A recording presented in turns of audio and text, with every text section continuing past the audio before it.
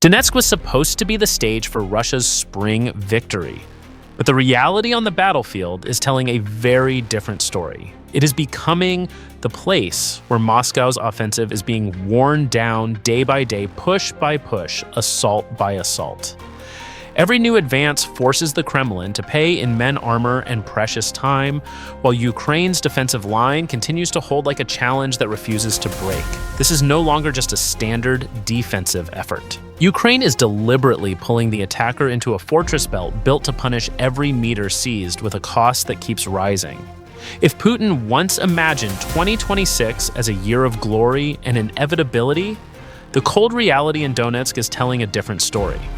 And now the question is no longer whether Russia is advancing, but whether it is advancing toward victory or driving itself into an irreversible strategic collapse. The numbers that kill every propaganda line. To understand why Donetsk is Russia's nightmare, one must look at battlefield math, the only thing propaganda cannot bend. Putin demands belief in his 2026 offensive, but the exchange rate between blood and ground reveals a chilling reality. Every inch gained looks less like victory and more like a self-inflicted wound to the Russian army's core. This is not a war of conquest. It is a campaign of self-annihilation masked as an offensive where tactical hubris meets mathematical ruin and strategic failure. The central figure is staggering. Russia is losing an average of 316 soldiers for every square kilometer seized in Donetsk. This ratio has doubled since 2025, signaling a total collapse in operational efficiency. In military science, slow progress is acceptable if it yields breakthroughs, but in Donetsk, the cost rises exponentially while strategic value remains stagnant. When blood is spent faster than the map changes, every kilometer becomes a death bill that no empire can afford forever, regardless of its reserves or political will. The projection is even darker. To capture the remaining 7,000 square kilometers, Putin would need to sacrifice 2.2 million troops, nearly double Russia's total losses over the past 4 years. March 2026 exposed this stagnation with only 23 square kilometers seized across the entire front, a 14-fold drop from January. A campaign advertised as a turning point that results only in mountains of remains is not the rhythm of triumph. It is the pulse of a dying machine grinding to a halt in the mud of eastern Ukraine. The quality of these losses is the final blow. The March Kiev rate spiked by 40% with a record 5,771 confirmed deaths. Russia loses 85,000 personnel per quarter while recruiting only 80,000, creating an unfillable manpower vacuum. This explains Putin's desperate negotiating posture. When a side issues ultimatums while visibly bleeding out on the battlefield, it is no longer the voice of strength. It is the bankruptcy of a military doctrine, a collective march into a slaughterhouse where the door ahead remains permanently bolted shut. Part 1 is not merely about casualties, it is about the bankruptcy of a military doctrine. An army can endure terrible pain if it knows that pain is opening a decisive door. But in Donetsk, Russia is absorbing pain while the door ahead remains bolted shut. The longer you look at the numbers, the harder it becomes to call this a march toward victory. It looks more like a collective walk into a slaughterhouse. And that is where the story moves to its deeper layer. Because the reason every kilometer in Donetsk costs so much is not just Russian failure, but what stands waiting for them. The Donetsk Fortress Belt, where terrain and fortifications grind down every assault. If you view Donetsk only as the remaining territory to finish the Donbass, you miss the strategic heart of this conflict. The land Ukraine still holds is the core of the most organized defensive system in the East. At its center stands the Fortress Belt, an urban cluster Russia has failed to rupture despite years of war. This is not a symbolic label, it is a defensive strip engineered to drain momentum, wear down attackers, and turn every frontal advance into a decision paid for in blood. It is the systemic anchor of Ukrainian resistance. The Fortress Belt consists of 4 strategic cities: Kostiantynivka, Druzhkivka, Sloviansk, and Kramatorsk, forming a 50-kilometer defensive arc along the H-20 axis. What makes this Russia's fatal problem is time. Ukraine did not wait until 2022 to prepare. They have had 11 years since 2014 to reinforce bunkers, deepen trenches, and adapt to attritional warfare. What Russia faces today is not a Russian defensive line, but the result of over a decade of continuous reinforcement and industrial-scale preparation for exactly this scenario. Moscow's primary mistake is the assumption that seizing cities individually will trigger a systemic collapse. The fortress belt functions as an integrated entity where each urban node shields the others. As long as one city holds, the entire cluster retains strategic depth and time to rotate units. Russia may seize peripheral villages and claim momentum, but to rupture this structure, they require a breakthrough speed that outpaces their own rate of attrition. This is a feat the Russian military has consistently failed to achieve. The terrain here is the ultimate ally of the defender. Large cities fragment Russian formations, while the Seversky Donets and Oskil rivers to the north force attackers into narrow, observable corridors. In the 2026 era of drone warfare, the tactical heights within the belt are priceless for optimizing signals and fire control. The fortress belt protects more than 4 cities. It safeguards the entire strategic logic of Eastern defense.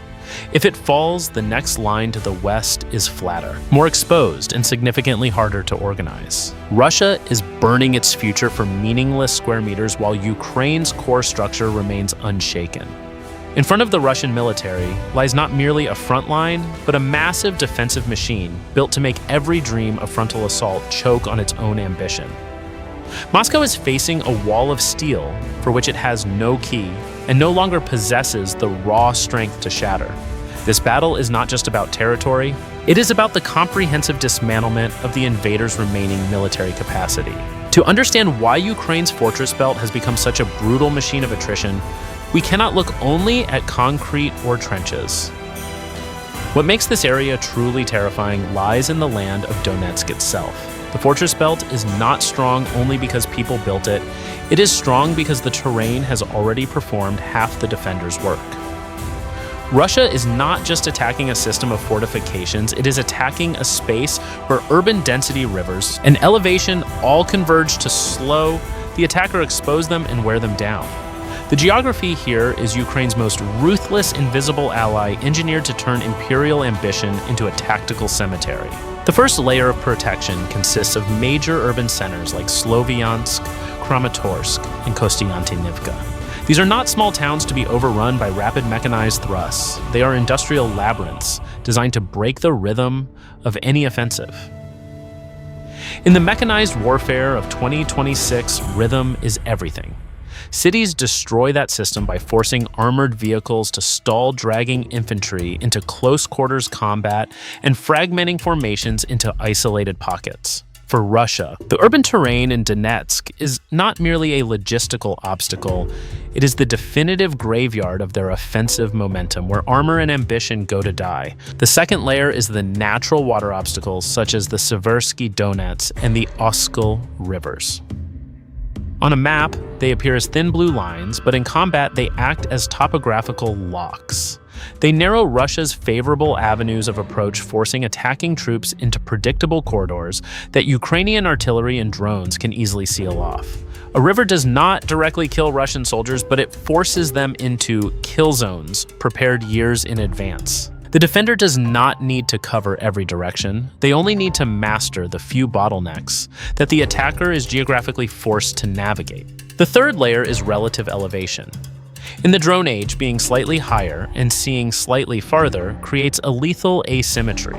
High ground helps Ukraine observe earlier, correct artillery faster, and maintain stable drone control signals.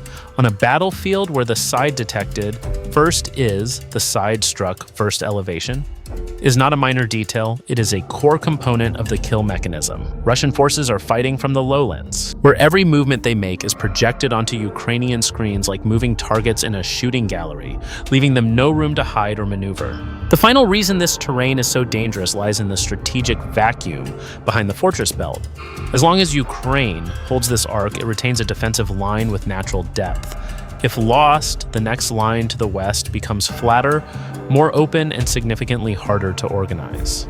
The fortress belt is strong because it safeguards an area that would otherwise be indefensible. Donetsk is not neutral ground. The terrain is fighting on the defender's side. Every Russian advance is thus not only slower, but more expensive and closer to a total strategic collapse. Moscow is attacking a geography born to make them bleed. From the trenches to the negotiating table, when Russia cannot break Donetsk by force. What is systematically dismantling the Russian military in Donetsk in 2026 is far more than just the lifeless concrete of the fortress belt. It is a multi-layered ecosystem of lethality where technology and internal decay are disassembling Putin's war machine faster than any trench line ever could. At the epicenter of this destruction are the unmanned assassins. Field data indicates that drones are now responsible for 3 out of every 4 casualties across the entire front line. Within the fortress belt, reconnaissance and FPV drones operate 24/7, transforming every square meter of land into death zones where Russian soldiers find it impossible to hide, maneuver, or even survive the initial approach. The lethality of drone warfare lies in the creation of an absolutely transparent battlefield. Every infiltration attempt and every concentration of Russian armor is detected the moment it commences movement. Once a Russian unit is targeted by these eyes in the sky, death is nearly inevitable. These metal monsters haunt every foxhole and scour every tree line, turning dreams of heroic frontal assaults into remote-controlled massacres. This is no longer a war of grand charges. It is a war of moving targets hunted by an unseen adversary, shattering the morale of Russian troops long before they can even lay a hand on the gates of the primary fortress cities. However, the force truly tearing the Russian army apart comes from the rot within its own command structure. Putin's forces have been plunged into an informational blackout following the loss of Starlink access and the subsequent ban on the use of Telegram. These tools, which once formed the backbone of Russian battlefield communication, have vanished, leaving a catastrophic fracture between headquarters and frontline units. This chaos leads to overlapping orders, senseless suicide missions, and a pervasive sense of abandonment among the units bleeding out in Donetsk. The Russian soldier is no longer just fighting an enemy, he is fighting a system that has rendered him deaf, dumb, and blind. Worse than the breakdown in communication is the profound moral and disciplinary degradation. On the Donetsk battlefield, corruption has evolved into a ruthless survival skill. Reports confirm that Russian officers frequently demand bribes from their subordinates in exchange for being spared from high-risk frontal assaults. Those without the means to pay are hurled into the meat grinder without adequate support or hope. Furthermore, undertrained recruits are reportedly being issued suicide manuals to avoid being taken as prisoners of war. This is not the image of a winning army, it is an organization disintegrating from its core, where fear and bribery have replaced military ideology and battlefield discipline. Simultaneously, Putin is grappling with a severe crisis regarding elite manpower. Driven by the pressure of successful Ukrainian counterattacks in the south near Oleksandrivka and Huliaipole, Russia's most capable operatives have been withdrawn from the Donetsk front to plug lethal gaps elsewhere. What remains at the fortress belt are undertrained conscripts and cheap mercenary groups. As recruitment fails to keep pace with the skyrocketing KA rates, Russia has lost its ability to effectively rotate and refresh its combat units. The result is a total strategic catastrophe. Russia's war machine is not just running out of fuel, it is actively incinerating its final remaining components in a desperate, futile effort to maintain a hollow offensive. Vladimir Putin's ultimatum demanding a total Ukrainian withdrawal from the Donbass by late May 2026 represents a strategic pivot that requires clinical dissection. On the surface, this move projects the confidence of a dominant power setting terms for an embattled opponent. However, within the cold reality of attritional warfare, this is an attempt to weaponize diplomacy as a mask for military exhaustion. Moscow is striving to secure at the negotiating table what its shattered divisions have failed to rupture on the ground. This is not the posture of a conqueror approaching the finish line. It is a desperate effort to defuse a manpower debt bomb that is ticking at the heart of the Russian state, threatening its long-term viability. The core logic of this ultimatum is inextricably linked to the death bill analyzed earlier, with Russian casualties reaching a staggering 316 soldiers per square kilometer. The Kremlin strategists recognize that a purely military victory is hitting a mathematical ceiling. Putin understands that continuing to incinerate forces at this rate to seize the remaining 7,000 square kilometers would mean the total collapse of Russia's ability to regenerate its combat power. Diplomacy is now serving as a damage control mechanism intended to preserve what little remains of the Russian reserve for future ambitions rather than wasting it on a bloody, interminable occupation of an 11-year-old fortress system. The stagnation of the Spring Offensive has forced Moscow to recalibrate its approach when an attacker demands a surrender from positions they have not yet successfully breached. It is a definitive sign that the operational costs have outpaced the perceived benefits. March data showed that Russian momentum has nearly frozen, gaining a mere 23 square kilometers while piles of remains grow ever higher. By demanding a voluntary Ukrainian withdrawal, Putin is seeking to purchase a symbolic victory to appease domestic sentiment. He is attempting to avoid the catastrophic scenario of publicly admitting that the Russian military has been utterly spent against Ukraine's ironclad belts of defense. From a domestic stability perspective, this ultimatum is an attempt to shield Russia's fragile social contract. A formal mass mobilization in 2026 would be a political poison that Putin has consistently sought to avoid. Coercing a withdrawal through political pressure would allow the Kremlin to declare the liberation of Donbass a success without having to draft hundreds of thousands of Russian youths who are increasingly disillusioned with the conflict. Putin is hunting for an honorable exit to cover a military quagmire. The fortress belt has become such an insurmountable obstacle that Russia is willing to lower its military standards in exchange for a victory that exists solely on paper and in state media. Ultimately, the shift from artillery to political ultimatums confirms that a Russian victory in Donetsk is far from inevitable. If Moscow truly possessed the operational capacity to shatter Sloviansk or Kramatorsk, they would have executed that objective long ago, instead of relying on hollow threats. Military history teaches a consistent lesson. An attacker only begs for surrender when they realize that continuing the slaughter will leave them with nothing left to defend after the so-called victory. Putin's 2026 diplomacy is not a symbol of enduring strength. It is the final echo of a spring campaign that is dying in a state of total strategic stalemate before the doors of Ukraine's steel fortresses. Donetsk is no longer just a province on a map. It has become a mirror reflecting the ultimate limits of Russian military power. The fortress belt and the brutal mathematics of attrition have proven a cold reality. Strategic hubris cannot overcome a decade of defensive depth. If the 2026 Spring Offensive was intended to be the final blow to secure glory for the Kremlin, it has instead delivered a comprehensive crisis of manpower and credibility.